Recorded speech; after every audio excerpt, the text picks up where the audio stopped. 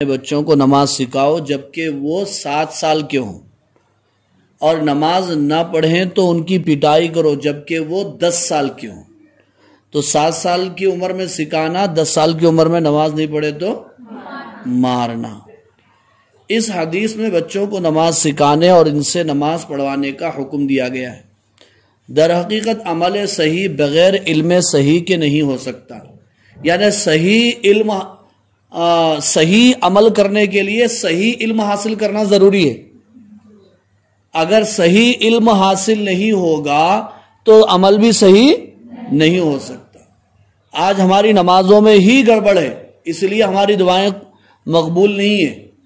اگر آج ہماری نمازیں صحیح ہو جائیں تو ساری مصیبتیں، پریشانیاں، بلائیں، حتیٰ کہ جادو، اثرات، آسیر سب ختم ہو جائیں گے نماز اگر صحیح ہو گئی۔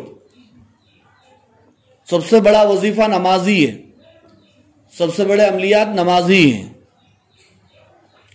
انسان جب دنیا میں قدم رکھتا ہے تو بالکل سادہ ہوتا ہے، کچھ نہیں جانتا اور جاننے کے قابل بھی نہیں ہوتا۔ جیسے جیسے عمر بڑھتی ہے سمجھ آتی ہے۔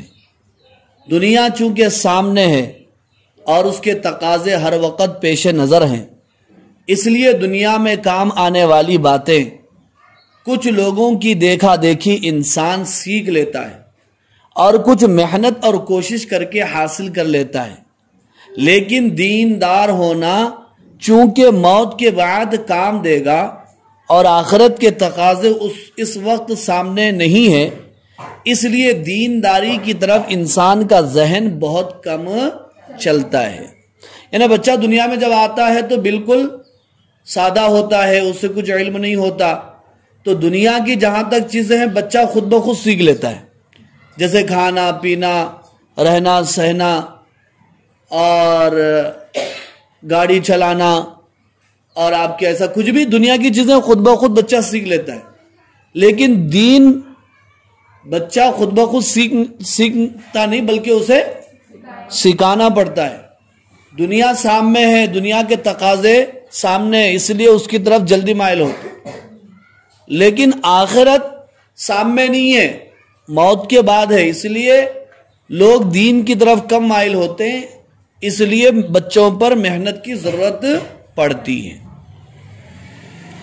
ماں باپ کا فریضہ ہے کہ بچوں کو دین سکھائیں اور دین کو سب سے زیادہ اہمیت دیں، کیونکہ دین ہی آخرت کی ہمیشہ والی زندگی میں کام دینے والا ہے۔ بہت سے لوگ بچوں سے بہت زیادہ محبت کرتے ہیں، مگر ان کی یہ محبت صرف دنیاوی آرام و راحت تک محدود رہتی ہے۔ یعنی دنیا کی حد تک محبت ہے، اچھی نوکری مل جائے، کاروبار چل جائے، دکان چل جائے، اچھی شادیاں ہو جائے، یہ دنیا کی محبت ہے۔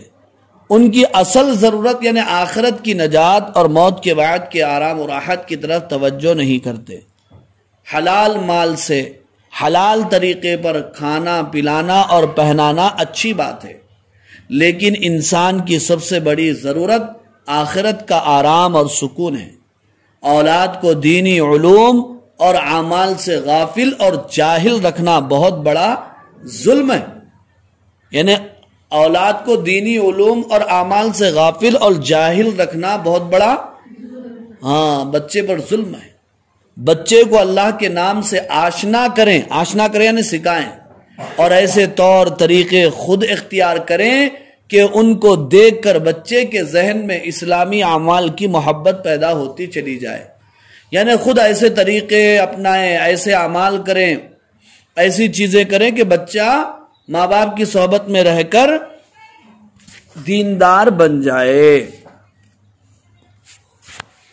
اور جیسے جیسے بچہ ہوش سنبھالتا جائے اسلام کے کام اس کے ذہن میں راسخ ہوتے چلے جائیں، راسخ بولتے ہیں مضبوط ہوتے چلے جائیں۔